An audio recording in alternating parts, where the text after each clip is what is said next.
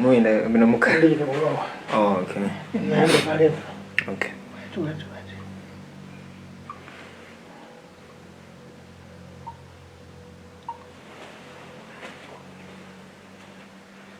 Three.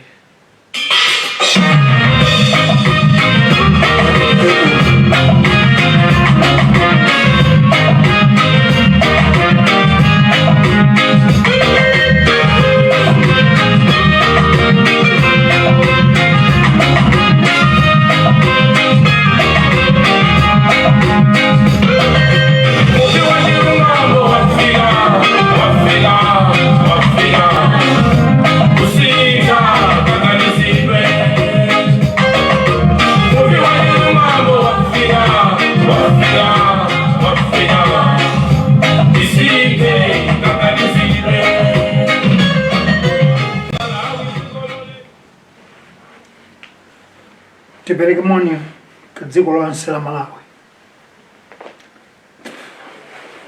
Lero monga chipani cholembetsedwa mdziko muno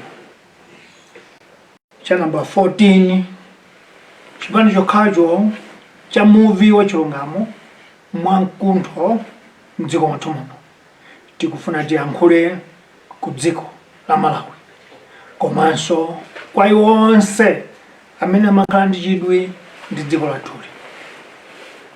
Lero ndi tsiku lachiwiri la mwezi wa Julayi, kwangotsala masiku 12 kuti kampeni yoti inu Malawi mukalembe ntchito atsogoleri atsopano iyambike. Koma tilipo konzekera chisankho chimenecho, tilipo konzekera kampeni imeneyo, mdziko mwathu muno mukuchitika chipongwe, chibwana komanso mwano. Ife ngati chipani chimene tilembetsera kuti khale chipani ndi kukhala nawo mbali imodzi yomanga nawo dziko la Malawi, kukhala mbali imodzi ya mitu yomanga nawo tsogolo la dziko lino. Pa chifukwa icho tabweranso lero pa 2 kudzayankhula nanu. Zimene tiyankhule pano tazika makalata muzibaluwa ziwiri muziyankhulo zonse ziwiri za dziko lino, muchimalawi komanso muchingerezi. Ndipo tikamaliza kuyankhula kupano titumiza makalata amenewa ku manyumba onse atolankhani olutsira mawu komanso maofesi akazembe mdziko muno komanso maofesi aboma ndi mipingo ndi mabungwe amene saboma.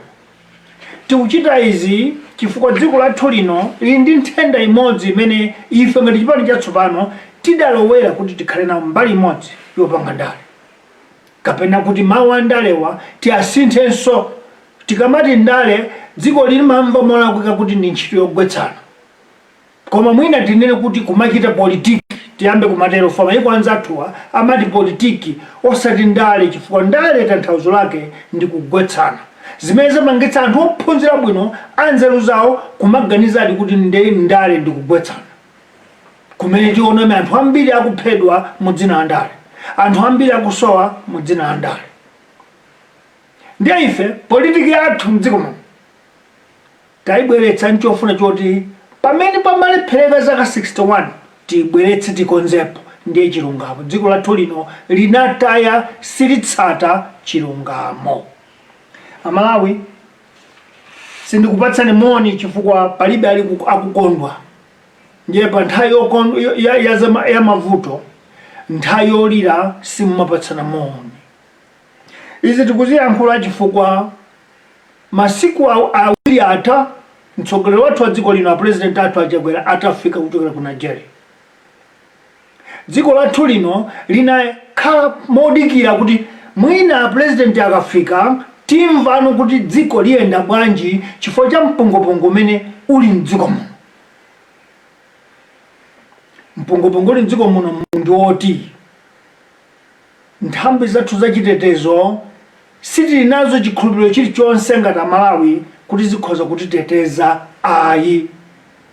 Ndiye timadikira kuti mene president abwera ayankhula ku mtundu wa Malawi kuti Malawi ndabwera zimene zikuchitika mdziko muno kuti apolisi kumayang'anira anthu polisi achoka tsopano azikwanje ndi amene achitetezo mdziko muno.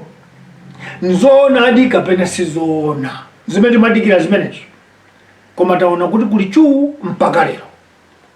Vuto la dziko lathu lino boma limene lilipo loti limatenga nthawi kuti liike chiganizo liyankhule, limafuna kuti mpaka zifika poti nyumba ipye ndi adzayankhule. Zimene zili mbewu imene ili mbewu yoti ipangitsa dziko likulowa ku nkhondo chifukwa nthawi yake ino ndi nthawi yoyipa tikuthamangira ku chisankho. Ifeyo ngati chipani anthu okonda mtendere, anthu okonda chilungamo tinachiona chanzere kuti tiyankhule. Leroli sitiyankhula moti chifukwa choti tikuyankhulira aujeni chifukwa ndi achigawo chanji ndi achipani chanji ndi amtundu wanji. Lero tikuyankhula kumuyankhula Malawi, ndipo tikamakuyankhula ni lero tikuyankhula ni monga Malawi poganizanso kuti mukhoza tiyankhulanso ife chimodzimodzi. Ndiye mutu wathu wankhani lero ukuti popanda choonadi kukadzasowa choonadi mdziko muno tili kuthamangira ku nkhondo. Panopa mano kuyambira lero kufika kutsogolo ngati sitidzatsata chilungamo Malawi, dziko lathuli chisankho chikamati chikuchitika kapena chikutha kukhala nkhondo chifukwa titathawa kutsata chilungamo. Ndiye ife tikuti monga chipani cha chilungamo tiye tiyambe kuyankhula chilungamo. Amalawi zoyipa ziwiri kuzisakaniza sizingakhale chabwino, sizingakhale cha chilungamo. Azungu amati two wrongs will never make one right. Izi tikuyankhula chifukwa zipani ziwiri mdziko muno ziwiri, DPP ni Congress Party, ndi zipani zimene zili two wrongs. Mosabisa, mosamwikira kumbuyo wina aliyense komanso mosayang'ana nkhope. Kuyankhula Malawi ndi Malawi nzake. Zipani ziwiri mdziko mwathu muno, DPP ni Congress Party. Congress Party ndi DPP ndi zipani zimene zili two wrongs mdziko mwathu muno. Ndiye sitipeza right, sitipeza choonadi chifukwa anthu zipani ziwirizi ndi zolakwa zochitika zawo. Koma ndifuna mumvetsapo pa nthawi ino kutosa DPP kuti ndi olakwa tilepherabe chifukwa cho DPP sili mboma. DPP sikuyang'anira polisi, DPP sikulamulira polisi, DPP sikusankha kula polisi, DPP si imene kupereka malamulo a dziko. Chala chathu lero titosa kumala Congress Party limene lili boma. Ino Congress Party mosakubisirani, mosakucholera ndovu mkamwa, mwalephera kuyendetsa dzikoli, mwalephera kutsatiza ndondomeko za malamulo a democracy, mukulephera.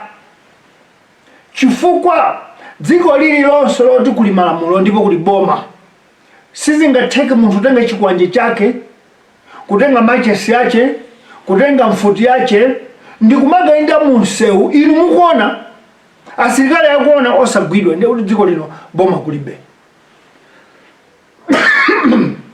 Ndiye kuti boma kulibe chifukwa kumalo kuti kuli boma, wina aliyense amene ali munthu wamba ameneya kuopa apolisi, ameneya kuopa asilikali. Koma dziko lathu lino pafika ponena kuti ngakhale chipani chotsutsa cha DPP chimatha kukhala ndi anthu ake kwatuma kuti akachite chipongwe, ino aboma muli chete, polisi ili m'manja mwanu, asilikali ali m'manja mwanu. Ndiye ndimafuna ndikuwuzeni kuti mumvere speech imene wayankhula mtsogoleri wa Zambia dzulo kapena dzana. Wanena kuti ngati asilikali a polisi mulephera kugwira ntchito pa zipolowe zochitika mdziko muno malinga ndi maliro amene achitika ndi kugwiritsa ntchito asilikali, mtsogoleri woti akulamulira dziko amatero. Ndipo wayankhulanso kuti ndi udindo wanga ndipo zimene ndinalumbira kuti ndidzaonetsetsa kuti chitetezo cha dziko chili pamwamba. Amalawi, dziko lathu lino tikulilekerera kuti zoyipa ziwiri zidzitsendetsa dziko, zoyipa ziwiri zidzipikisana nkumaganiza kuti tsiku litipeze chabwino choyenera, pamenepo tikudzinamiza sizitheka. Zimene zikuchitika apa ndi kutsetsekera ku nkhondo. Tamva kuti chifukwa choti boma silidachite chilichonse, chimene chikuchita boma ndi kutosa dzala chipani cha DPP. chipani cha DPP chikutosadza boma anthu inwazi pani ziwiri mumaganiza kuti ndiye zibweretsa mtendere chifukwa chavetu kuti koda president chabwera mungokhala chete mpaka masiku awiri athe musanayankhule chifukwa dziko likuwira koma likuwira nthawi yolakwika chifukwa tikupita kuchisankho pamene tikupita kuchisankho ndi nthawi yoopsa kwambiri chifukwa wina aliyense amati mwina ntchito yanga ikutha kapena ndiyembedwa ntchito pa nthawi imene pamachitika zambiri pamenera kuti mtsogoleri wa dziko ayime nju tikuyankhula ndipo izi tikupita kuchisankho cha 2019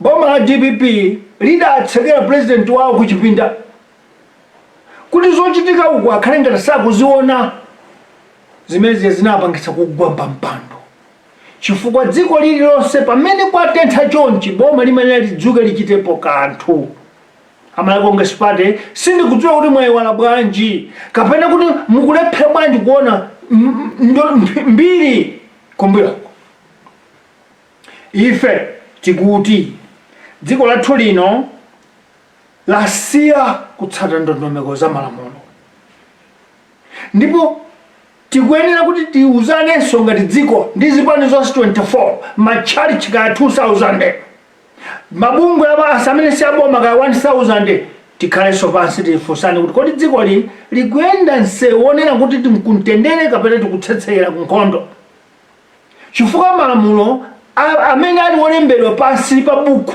sakutsatidwa mpang'ono pomwe malamulo amene timatsata dziko muno ndi achipani izi DPP nkachita leronso Malawi Congress Party kuchita chimodzimodzi poyankhula ino Malawi Congress Party mukuti inu lwa DPP munkatendere musatifunse zona tonsefe anthu ena etu anamwalira mdziko muno Dr. Hazwell Mandawa anafa timafa nkuti amafa ndipo timanzunzika anthu anaenda munsewu akina Timothy Mtambo akina Gift Trapensi kumenyedwa kwa akina Bile Mayaya amakamenyedwa timasakidwa kuti tidzabweze chiwembu kapena tikonze dziko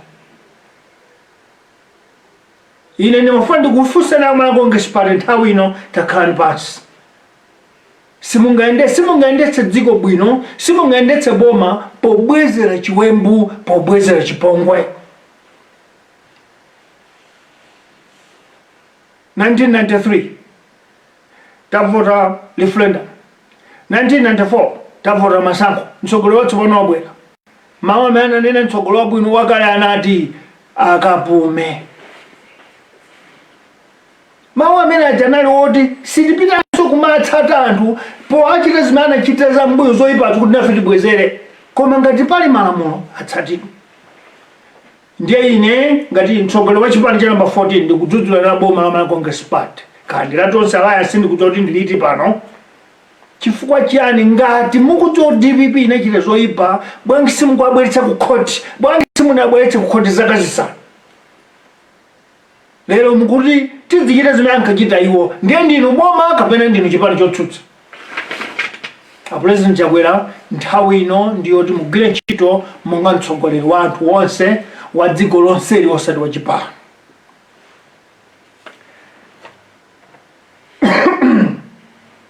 kudzudzula kwathu kwa lero nkonera kuti malamulo a dziko lino ali kuti dziko lathu liyenera kusiya kuyendetsa ndondomeko za chipani liyambe kuyendetsa ndondomeko za boma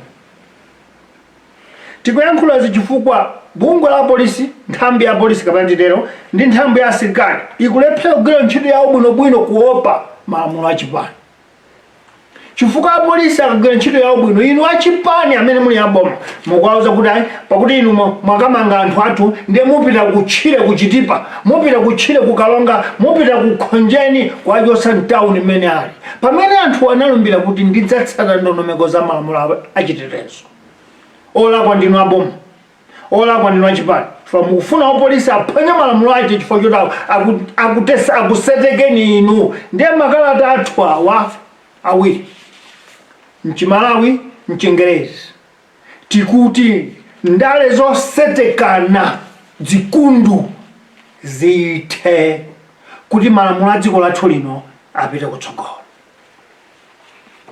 Lero asilikali akhala ngati osadziwa ntchito poopa kuti tikangoti tidzuke ndoti ntchito ita kuboma atichotsa.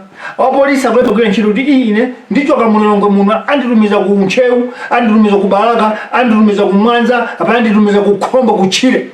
M'malo mwake nditsate zimene chipani chikufuna. Ndimafuna ndiyankhule izi. Dziko la malamulo chipani chikhoza kufuna zache. Koma ngati boma malamulo ake sakulola chipani icho chikulephera kuti sichikuyenera kuti chitsatize chikwanitse ndondomeko ndi kufuna kwache. Ndimafuna ndiyankhule pamene chifukwa zokhala ngati kuti kuchita dala mwadala kuti ayayi chifukwa ife tili mboma. Zimenezi Malawi Congress Party yakamuzibanda inazipanga. Zimenezi UDF abakili muluzi inazipanga. Zimenezi DPP yabingwa Mthalika inazipanga. Zimenezi tiadutsa amaji osibanda chifukwa iwo sitingaone zoyipa zawo chifukwa nthawi inali yochepa. Koma DPP yapita Mthalika inachita zomwezo. Leronso Malawi Congress Party yoti yalowa mbomamu motochita kuthandizidwa ndi zipani 8 muchipanga bezomwezo. Tikanadziwa twambiri ife kuti mudzachita izi tikananena kuti TNC Satana yemweyo adzilamulira dziko la Malawi. Koma tinkati tithandize kuti zochita za DPP zoyipa izi zithe. Malamulo akhale malamulo. Zofuna za chipani zidzitsutsidwa ngati malamulo a dziko akunena zina. Lero ndale za Malawi zafika ponena kuti apolisi alibe mphamvu, asilikali alibe mphamvu, pokapokapo akhala ndi mphamvu ngati mphamvu zawozo zikukomera chipani cha boma chimene chili mboma. Zinthu zokhumudwitsa kwambiri. Tikuyankhula chifukwa zimene zinachitika ku Mbowe, zimene zinachitika ku Machinga, zimene zinachitika ku Tcholo, zimene zinachitika ku Ndilande, zimene zinachitika ku Mponera, zimene zinachitika ku Mponera ndi zimene zachitika dzulo pa community ground dzana pa community ground ku Lilongwe. Zonsezo zakhala nkhani za ndale siza malamulonso chifukwa amene akulamula ali malamulo a dziko lino tsopano ndi chipani. Amene akupezeka ndi zikwanje mfuti ndi anthu onena kuti ndi Amalawi a dziko lino. Apolisi simunganame kuti simukwadziwa. Apolisi ndi asilikali simunganame kuti simukwadziwa, mukwadziwa koma kuti chipani chayikira kumbuyo cha boma. Apa tisankhule moika mbali tingoyankhula chichichi pakati chifukwa chipani chathu dzina lake ndi Muvi Wachilungamo obaya. Inu Malawi Congress Party namene mukutuma anthu awa. Chifukwa kadakhala kuti ndi a DPP kapena a Muvi kapena a UTM kapena a People's Party mukanathamanga tsiku lomwelo kuagwira. Koma poti mukwatuma ndinu chifukwa amati mukakatenga 2 hours 2 minutes mwatulutsa. Mukuononga dziko chifukwa dziko lisilidzakhala Malawi Congress Party mpaka likali. Kamuzibanda analipo mdziko muno timati wa muyaya. Koma muyaya ali moyo asanafe adachoka pa mpando. Kulibe aliyense angalumbire mdziko muno adzakhala pa mpando. Ndipo ngati pano ndali zake zikhali zimenezi mudziwe kuti muli pa chipsinjo chachikulu pa 16 September. Chifukwa amene akumva kuwawa ndi amene akuone choona ndi Malawi ovota. Ningakuze nisi chitukuko chingakome makabanji ngati lamulo palibe chitukuko chimakhala chopanda phindu.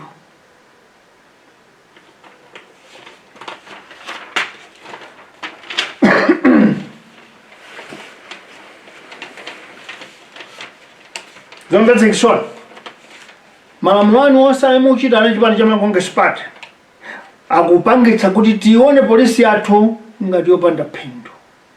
Akupangitsa tione asilikali athu ngati yopanda phindu. Ndipo tidzaganizira kuti iwowa sakuyang'aniranso dziko lonse, akuyang'anirano chipani chimene chikulamula. Mwaononga dziko mukatero. Ndiye tumudziwe izi kuti azungu dziko lathu nkusauka kwacho kumeneko. Amene amathandiza kuti polisi idziyenda pomalandira ndalama za maphunziro ndi zina zotero anena kuti atseka saperekanso. Mukumva bwanji inu amene muli kuboma mukamamva mawu amene? Number 7. Lero ngati chipani cha number 14 tikulamula tikufunsa kuti boma muchitepo kanthu mudzuke musamalekerera zinthu chifukwa kulekera mukulekereraku munalekereza usimete tchula zija mpaka pano powamva pa mapulogalamu akulinji nduna ya dziko ya boma ikuyankhulanso ngati yotsutsa boma. Tsopano ngati nakuboma mudzi yankhulanso ngati yotsutsa boma ndiye boma ndiliti chifukwa boma limati ngati panopa inu aboma mukananena kuti nthawi ino taononga kwambiri dziko polekerera. Dzana ilo tinawati amayi Yolamu achotsone ntchito lero sitikuona kuti nkolakwika ayo amayi Yolamu akufuna kusunga lawo landiwo la phoso salary yawo chifukwa akudzota kangomanga anthu amenewa akuluakulu achipani mwachotsa ntchito. Ndale zathu zaonongeka kwambiri. Ife tikupempha zipani zonse zatsopano kuyambira chipani cha namba 14 tikhale ndi msonkhano wathu tilembe chikalata tilembere dziko lapansi kuti democracy imene ipeza si democracy yabwino ndi auve tichapenso ndi sopo watsopano kuti malamulo adzikhala malamulo. Kuli maiko dziko lapansili olemekezeka aulemu wawo zipani zawo zamphamvu monga ku South Africa. Boma la South Africa chipani chawo cha Bush olamula chidayamba 1912 kale kwambiri. Koma atatenga boma apolisi amayendetsa malamulo awo akalaka kwa ndi chipani cha ANC kandi wa cha EFF kandi wa chipani cha DA amakamanga basi kulibe wa chipani abwera ne utatutseni awo chifukwa tili mboma. Chifukwa cha zimenezo ngafani yankhulo ndale zathu zakunozi nzosetekana kokhalira nzosetekana chigundu ndiye ndikamachita zimenezi dziko palibe boma palibe.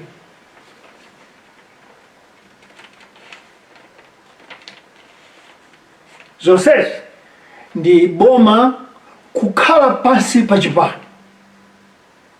Zonsezi kuchitika fo boma lili pansi pa chipani malamoti chipani chikanakhala pansi pa boma chifukwa boma pamene mwasankhidwa ndinu boma mumatenga chipani uchikapo boma nkuyendetsano malamulo amene alikhazikitsidwa ngati amati constitution. Koma tikudzotera ma Congress party mukuperewera nzerifa mukumaonera kuti anzathu ankati choipa ndi choipa musatsatire ndipo kuti muone kuti ndinu anthu anzeru musinthe. Nchifukwa democracy tonse timayikana kuti tikuivomera kuti isadzachoke chifukwa abagiri muzi ananena kuti nthawi ino siyoti chipani chikhale cha mphamvu posa boma malamulo a democracy akhaleno mphamvu. Ndiye ama Congress party ataluza chisankho pa 1993 ataluza chisankho 1994 anakhalabe ndipo ku parliament amakhalako kumaonetsetsa kuti dziko likuyenda bwino.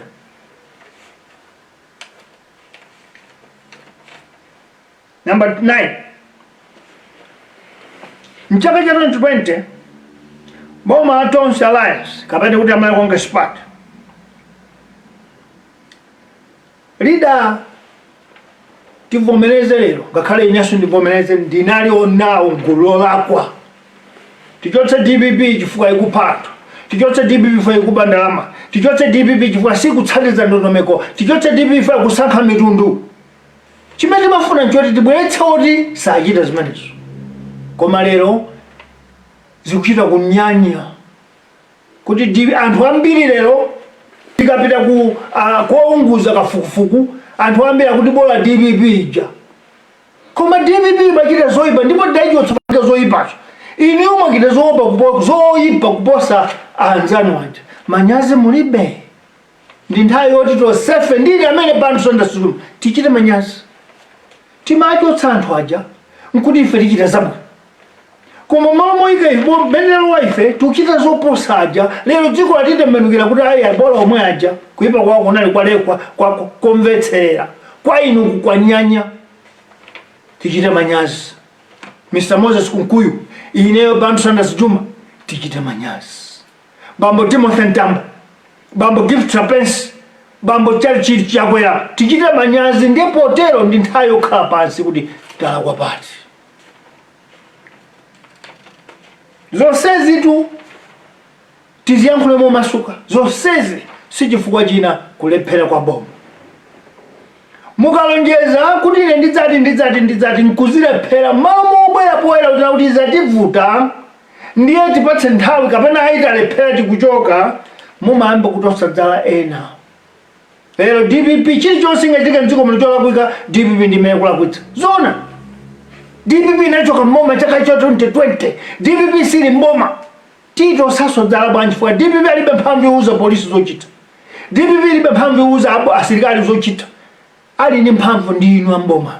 Tili ni mphamvu ndife amene tidachotsa DPP zikutipuvira pati.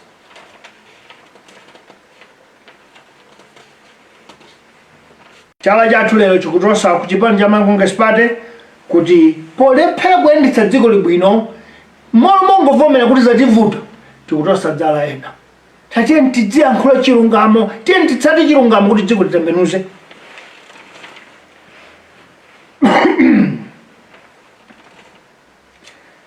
Ndikumbutseni lero apita Mutharika akhoza kumafunsa kuti kodi dziko lili madana nane.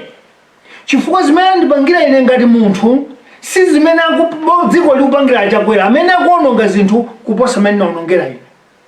Mudziwe izi malamulo 50+1 apita Mutharika ali pampando kunalibe ndipo mpaka lero kulibe. Adakhazikitsa ndi akhoti. Komanso kumene kukhazikitsa akhoti kunali kukometsera kuti boma lina libwere apita Mutharika achoke. Ndiye boma lija labwera malamulo achita kuti kokerera kumene kuja bwanji osakonza dziko kuti liyende bwino kuti apita Mutharika achite manyazi. Bwanji malamulo akalero apita Mutharika akufunsa Mulungu kuti kodi ndine Malawi kapena sine Malawi. Bwanji dziko lina litembenukira lero dziko lomwe likulephera kutembenukira anthu amene aononga dziko. Tiye tionetse kuti apita Mutharika ndi Malawi, achakwera ndi Malawi, Malemu Chilima ndi Malawi, Bantu Sanders Chuma ndi Malawi, Timothy Ntambo ndi Malawi, Gift Trapezi ndi Malawi, tonsefe ndi Malawi. Ndipo olakwa wina aliyense atosedwe chala kuti walakwa chifukwa ndi Malawi. Osati kuti pena atiganiza kuti amasalidwa. Zimene tikuchita lero tikuonera ngati kuti apita Mutharika dali nawo chiwembu, tidali nawo chidani ngati munthu. Osati amalakutsa dziko. Chifukwa zimene zikuchitika lero zikhala ngati kuti tisadzitose dzala chifukwa akuchitawa adayikira umbuyo ndi akhoti. Akuchitafe ndi amene tidali woyikira umbuyo ndi khoti. Iya choyipa ndi choyipa. Angapangeyo ali Malawi kumpoto, wapakati, wakumwera, wakumawa, wakudiaspora. Ngati ala chili choyipa ndi choyipa.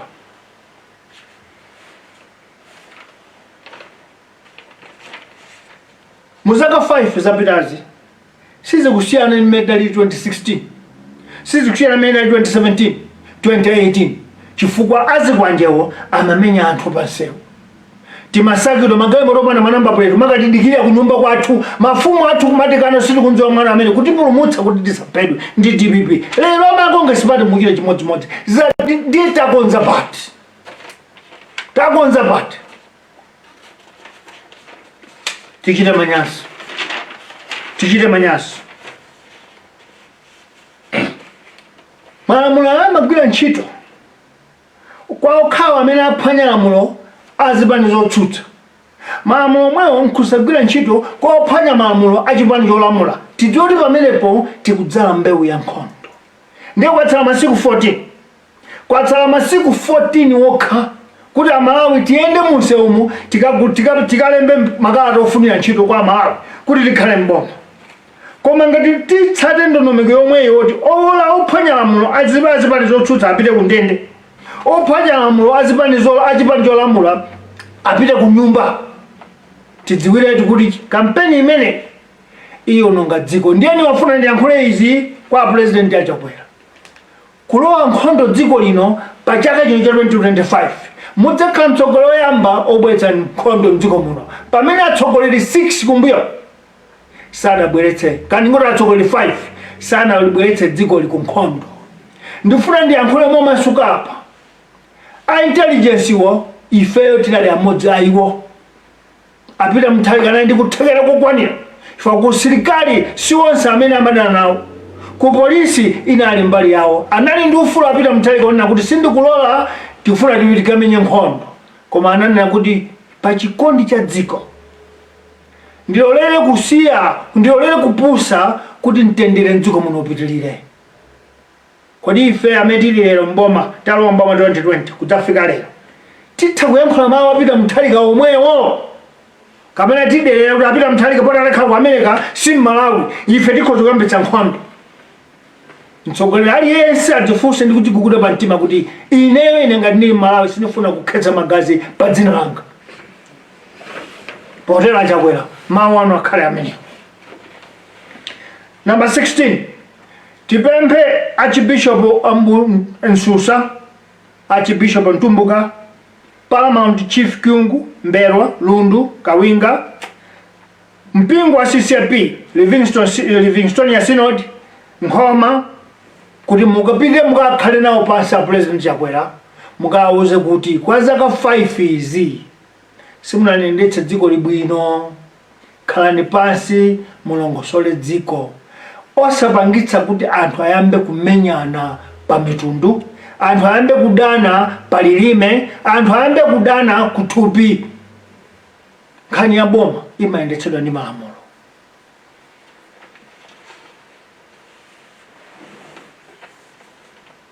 Polephera kuwachotsa Mayola, pakuoneka kuti pamene pa Mayola ali ndithu ndi chiyembekezo kapena ali ndi chilimbikitso chokera kumbuyo kwa boma.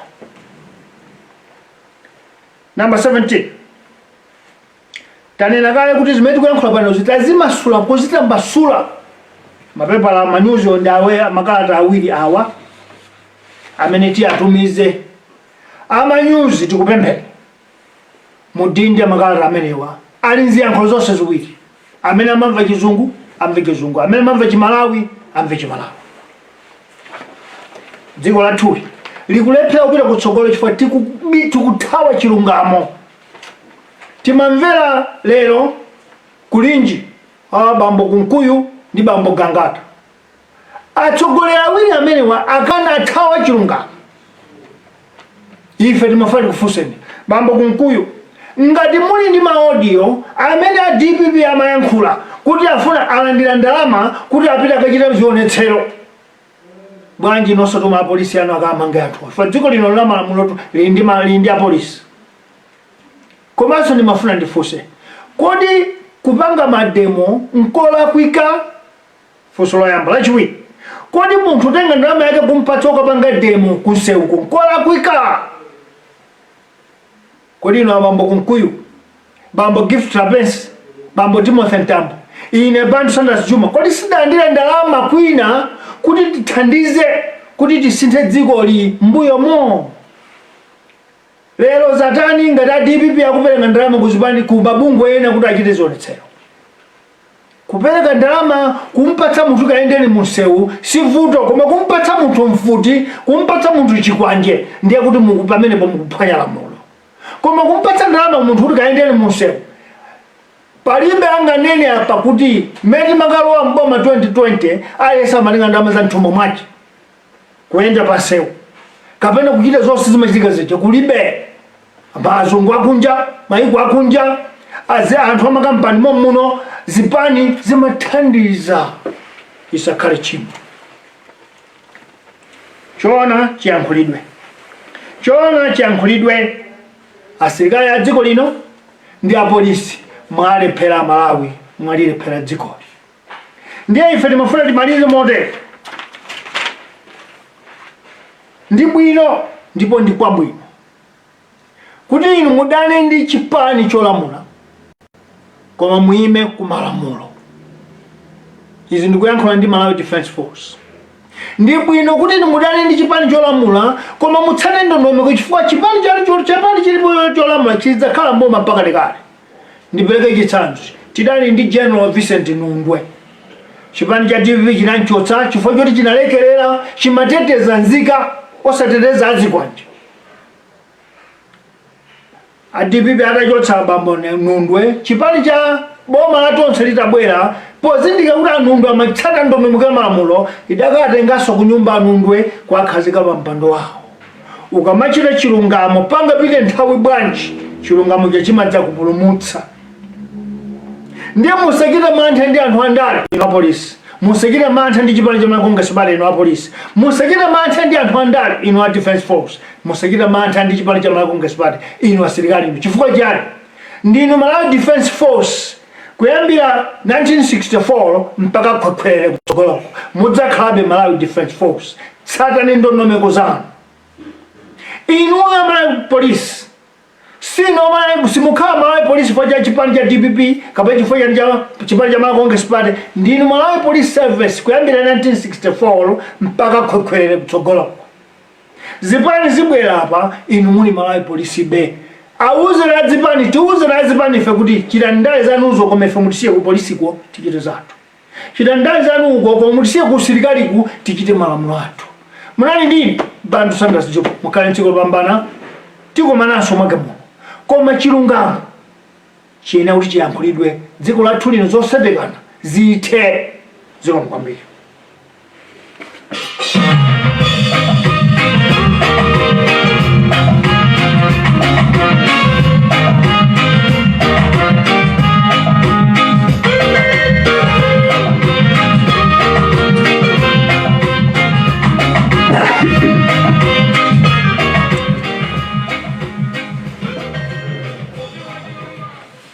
Fellow citizens, this is the 14th political party by the name A Revolutionary Spear, a truthful revolutionary spear is who we are today. As a 14th political party, we have drafted 2 statements. One is our mother language, Malawi. The other one is in our official language, English. They are going to be publicized after this statement, after this briefing. Our topic in detail is without truth, Malawi is going into war. Without truth, this country is going into war. As the 14th Revolutionary Party, we want to make this statement. And our topic is, 2 wrongs will never make one right. It does not matter. But if there are 2 wrongs, they will never be right. They will always be wrong. We want to point a blame. Our blame today goes to the government of the day for failing to uphold the rule of law in this country. We don't need to beat about the bush. It's not about pointing fingers to anybody. We just go directly to where the problem is. Our problem is the government of the day for failing to uphold the rule of law in this country. Number 1, this country do not run under the laws. It is running under political party domination. That is the problem. Malawi is not running under democratic rules. Malawi is not running under the constitutional law. It is running under the political party domination. This is where our problem is. We are saying this, number 2, because the Malawi Police Service and the Malawi Defense Force have failed to execute its lawful duty and responsibility. There is no way. We are 61 years in the next 4 days. We are going to clock 61 years. We have had the same Malawi Police Service. We have had the same Malawi Defense Force. And they have been upholding and executing their responsibility and duty every time without fail. But this time, the very same institutions have failed. So it is not them, it is the government of the day. In this case, Malawi Congress Party has failed the government. Number 3, it needs and requires Malawi Police Service and MDF to stand up and tell each and every incumbent government to know that police and military of the country do not get involved in politics. And this I call upon the Army Commander, General Valentino Piri, Inspector General, Madam Marine Yoram. It is your duty to stand up right and tell the government of the day, in this case Malawi Congress Party, that we don't get involved in politics. Our police mandate, our military mandate is to make sure that we enforce the law. You are not negotiators. Police and military, you are not negotiators. You cannot negotiate with citizens. It is not your duty to get involved in politics. Your duty is one: enforce the law. Even if the government tells you otherwise. Therefore, this time, we appeal to you, institutions of security in our country. It's time you pronounce to the government or to politicians, tell them that your duty is not politics, your duty is enforcing the law. Number 4, in the politics of Malawi, there must be a law where police and military must not be part and parcel of playing partisan security enforcement. Because what we have seen now under Malawi Party government, it has been the same under DPP, that the way police and military enforces the law is partisan. It favors the government of the day, which is against the fundamental principles of security agents in the country.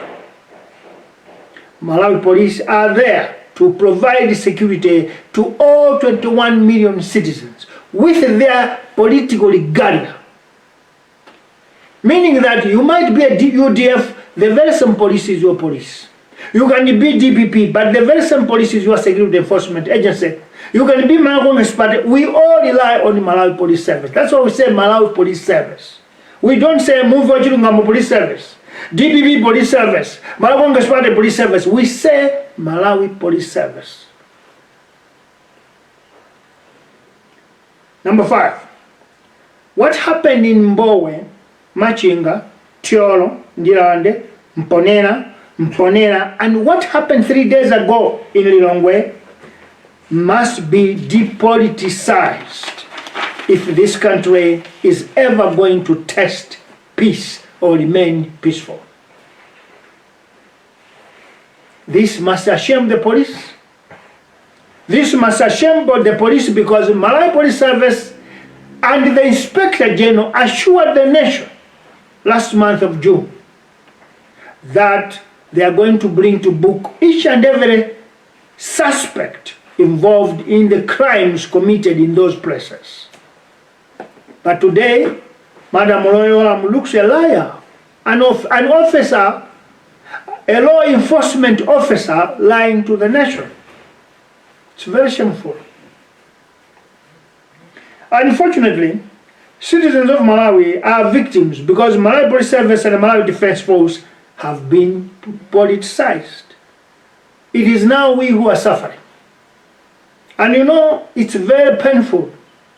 I don't understand what is wrong with Malawi Party, because former Secretary General of Malawi Party, Isaac Huankaka, was beaten in front of police at Area 3 in Lilongwe under DPP government.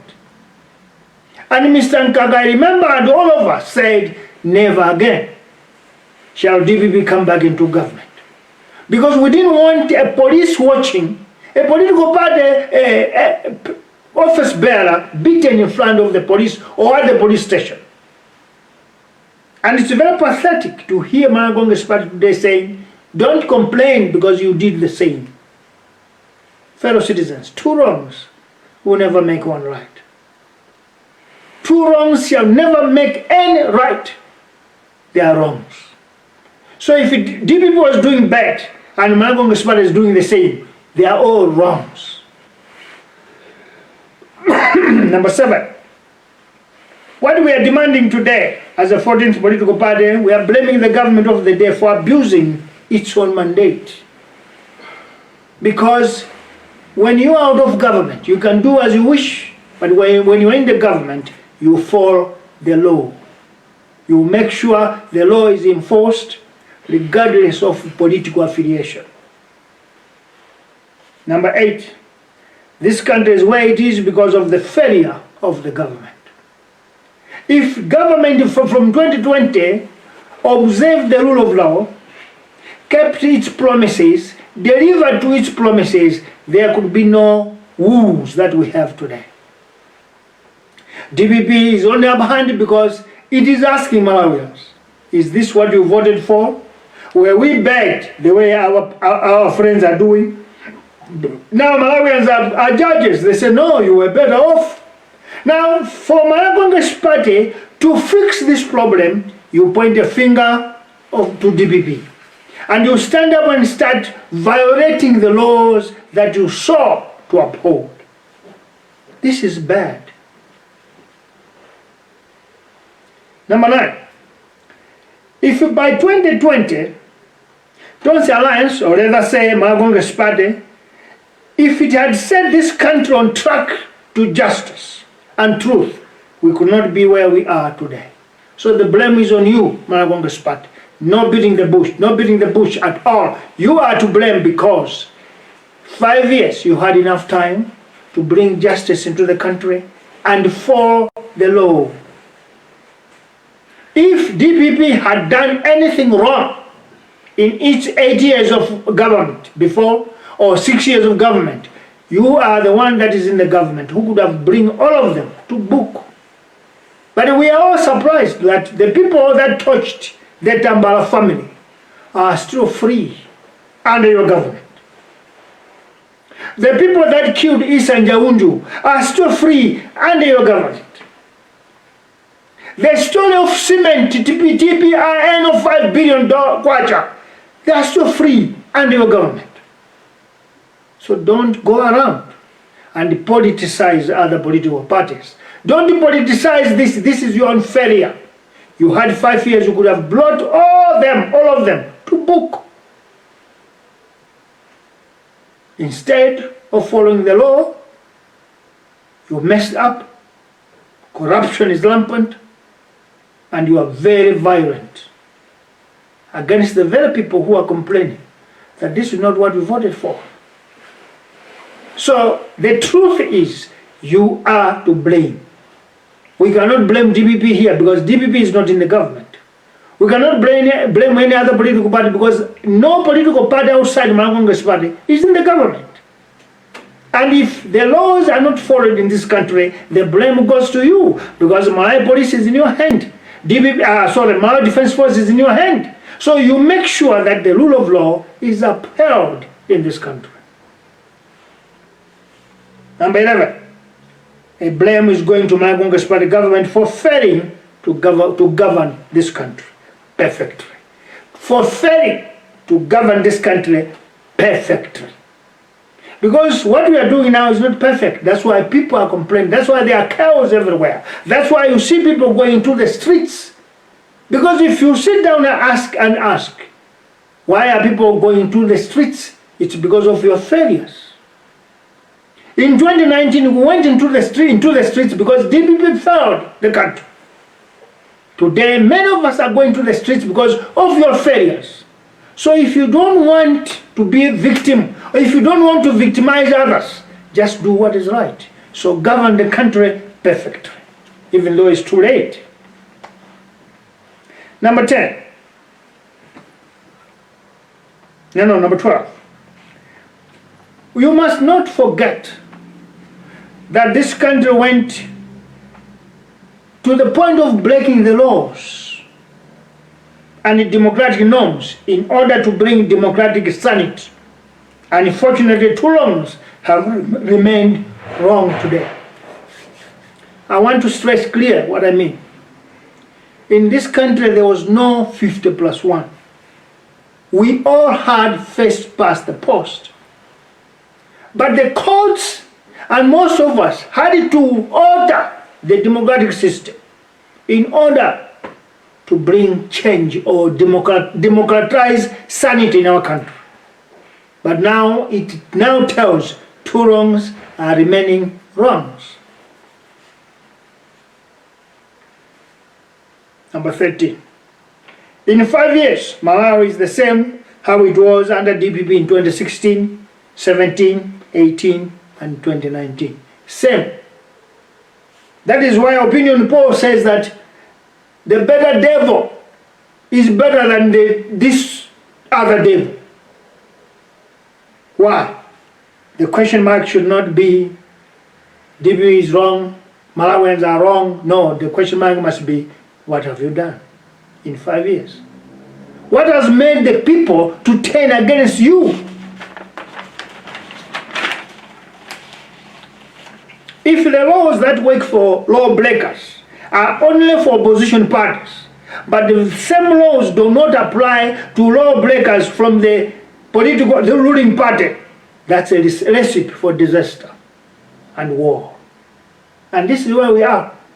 And it is very wrong timing, because in 14 days' time we are all going out there to talk to Malawians, the employers, to hire us again or hire us anew. So this moment, it's a moment that is very delicate, because everybody is looking for votes. And that's a very dangerous moment that can bring this country into war. If the government of the day cannot put pressure on the Malawi Police Service, on the Malawi Defense Force to ensure security of all people. Number 15. The problem of this country is that we run away from speaking the truth. Now, unfortunately, I am guilty, because my political party is a truthful political party. So I'm guilty because I always speak the truth as mandated by my political party. Number 16, we call upon former leaders, Bagiri Muluzi, Archbishop of Catholic Church, Paramount Chiefs Kyungu, Mberwa, Rundu, Kawinga, CCAP Blantyre, Livingstonia Synod, Nkoma, to sit President Lazarus Chakwera down and tell him face to face that by failing to fire Inspector General of Police Miss Marilyn Yolam, he has failed the country. He has failed the people. Number 17. The 14th Revolutionary Party has written a detailed letter of truth to Malawians. This statement is in all main languages of our country, Chimalawi and English. After this statement, we will send to all media houses. It is none but the truth. Malawians, I urge you, I appeal to you, read our statement, because it's talking the truth. And this is the only truth that shall set this country free. Number 18. Our country, Malawi, is failing to develop because we always hide or run away from the truth. The day we are going to say, let us shy away from running away from what is going on, let's talk the truth, let's tell the truth, let's say as it is, this country will be liberated. Number 19. If truth is to be said, the government through Malawi Police, the government through Malawi Defense Force has failed the people of Malawi and the country. Take it or leave it. I'll repeat this. If truth is to be said, the government through Malawi Police Service, the government through Malawi Defense Force has failed the people of Malawi, has failed the country. In this one, you take it or you don't. Why? I'll tell you this. Former President Peter Mutharika was treated as an outsider, was treated not as a Malawian, because we even came to the extent of ordering the laws of the country. Today, all of us are quiet when we see the country going astray. Now, wherever Professor Peter Mutharika is asking, am I not a Malawian enough? Why did the whole country turn against me when I was not this bad? And why is the whole country defending evil, defending wrong? Because when Malawi Police was defending DPP by then, we all rose up and went into the street. We went amok, destroying property. And when we say destroying property, we mean even Malawi Police vehicles. And Professor Peter Mutharika said nothing. Today, after being saved by the courts, people who just want to go on the street without any weapon, without anything, any tool, not even a walking stick, they are attacked. Wherever the courts are, must ask themselves a question: did we do right? Wherever the lawyers and the judges are, must ask themselves a question: did we do right? Now I want to say this as a citizen of this country. Professor Peter Mutharika is a Malawi citizen, full-time. President Lazarus Chakwera is a Malawi citizen, full-time. Any treatment must be equal to their citizenship. But here, what we have done from 2020 to now is against a citizen of Malawi. If we want this country to be right, we must not be biased towards one party and against the other. Let us speak the truth. This country needs laws, and this country must enforce laws. Let me ask President Chakwera and all Malawi Congress Party people to watch a clip that was spoken by President of Zambia, Hakainde Hichilema, on the impasse that has broken over the death of former President Edgar Lungu. He said, and I quote, "I sought to uphold the law of Zambia, and if police fail me, I will use the military." We expect to hear President Lazarus Chakwera saying the same. That if police are biased, if police are used by political party thugs, use the Malawi Defense Force. And Malawi Defense Force, it is your duty now to stand up above the occasion and tell political parties in this country that we have been there since 1964 and we are going to be there forever. Yet you politicians want to be there forever. Your term is limited to 5 and 10 years. So we call upon Malawi Police Service to stand for the country, not political parties. We call upon Malawi Defense Force to stand up for the country, not political parties. Thank you very much.